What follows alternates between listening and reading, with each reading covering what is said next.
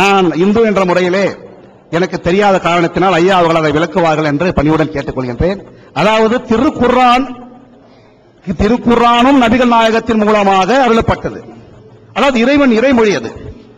இன்னொன்று புத்தகம் நபிகள் நாயகத்தினுடைய பொன்மொழிகள் என்றும் பல அவருடைய வாசகத்தை படைத்திருக்கின்றேன்.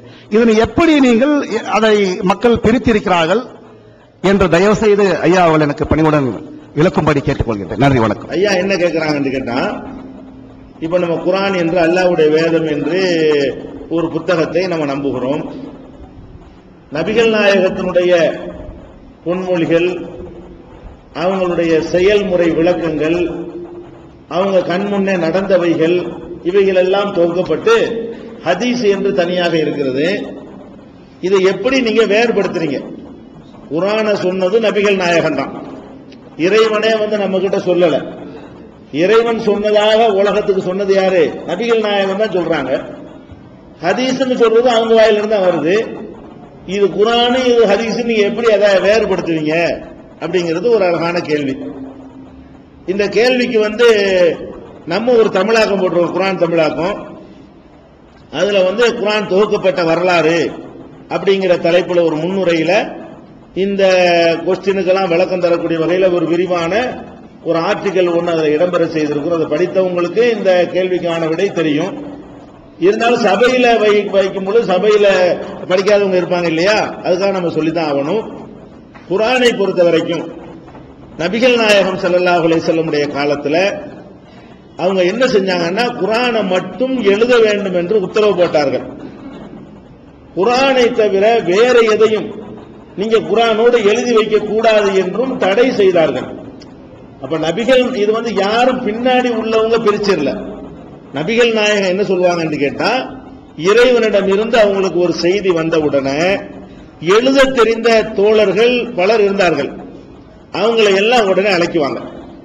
அழைத்து, இன்றைக்கு சற்று முன்னர் எனக்கு இந்த வசனங்கள் இறைவனிடம் இருந்து வந்தன, இதை எழுதி வைத்துக் கொள்ளுங்கள் அப்படின்னு சொல்லுவாங்க. அதை ஸைத் இப்னு சாபித் போன்றவர்கள், அப்துல்லாஹ் இப்னு மஸ்ஊத் போன்றவர்கள், உஸ்மான் ரலியல்லாஹு அன்ஹு போன்றவர்கள், இப்படி எழுத தெரிந்த தோழர்கள் தங்களுடைய ஏடுகள், ஏடுனா அந்த காலத்துல எலும்புகளால் செய்யப்பட்டதான் ஏடு, அந்த எலும்புகளால் செய்யப்பட்ட அந்த ஏடுகள் என்ன செய்வாங்க, அவங்க அதை குறிச்சுக்கிடுவாங்க. ஆனால் குர்ஆன் அல்லாத எதையும் அந்த எழுத்தவர்களை கூப்பிட்டு எழுத சொல்ல மாட்டாங்க. மற்ற அறிவுரைகள் எல்லாம் மனப்பாடம் தான் செஞ்சுக்கிடுவாங்க. அப்படியே எழுதுவதாக இருந்தால் அது வேற ஆட்களை கொண்டு எழுதுவாங்க. உதாரணமா நபிகள் நாயகம் ஸல்லல்லாஹு அலைஹி வஸல்லம் அவர்கள் இறுதி ஹஜ்ஜில அவங்க ஒரு உரை நிகழ்த்துறாங்க. இறந்தவருக்கு கமன் போடுறோம் இல்லையா, அப்ப அதுக்கு இதுகர்னு ஒரு புல் இருக்கிறது. இந்த புல்ல யூஸ் பண்ணிக்கிறத பத்தி ஒரு அறிவுரை சொல்லுவாங்க. அப்ப ஒரு ஆள் கேட்பாரு, இது எனக்கு எழுதிட்டாங்க. அப்ப நபிகள் நாயகம் இது இவருக்கு எழுதி கொடுங்கன்னு சொல்லுவாங்க. அப்ப அவங்களுடைய பொன்மொழிகளும் எழுதப்பட்டன. ஆனால் குர்ஆனை எழுதுவதற்கு சிலர் நியமிச்சிருந்தாங்களே, அவங்க அதை எழுத மாட்டாங்க, அந்த பட்டியலில் கொண்டு சேர்க்க மாட்டாங்க. அவர்களுக்கு நபிகள் நாயகம் என்ன உத்தரவு போட்டாங்கன்னா, லா தக்துபு அன்னி கைரல் குர்ஆன், குர்ஆனை தவிர வேற எதையும் நீங்க எழுதவே கூடாது. எப்படி நபிகள் நாயகம் வேறுபடுத்துறாங்கன்னு கேட்டா, குர்ஆனை எழுதுறதுக்குன்னு ஒரு 10 பேரை நியமிக்கிறாங்கன்னு வைங்க, அந்த 10 பேரும் நபிகள் நாயகத்தினுடைய எந்த பேச்சையும் எழுதவே கூடாது.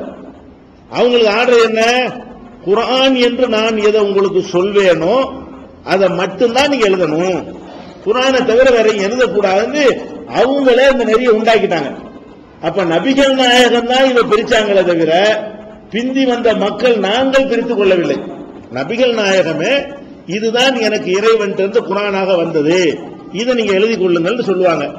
மீதி உள்ள பேச்சுகள், அவங்களுடைய நடத்தைகள், அவங்களுடைய செயல் விளக்கங்கள், இதுகள் எல்லாம் நபித்தோழர்கள் பார்த்து மனசுல பதிய வைத்துக் கொள்வார்கள். சில பேர் எழுதியும் வைத்துக் கொள்வார்கள், அடுத்த தலைமுறைக்கு சொல்வார்கள். அதனாலதான் 200 ஆண்டுகளுக்கு பிறகு அது புத்தக வடிவம் பெறுது.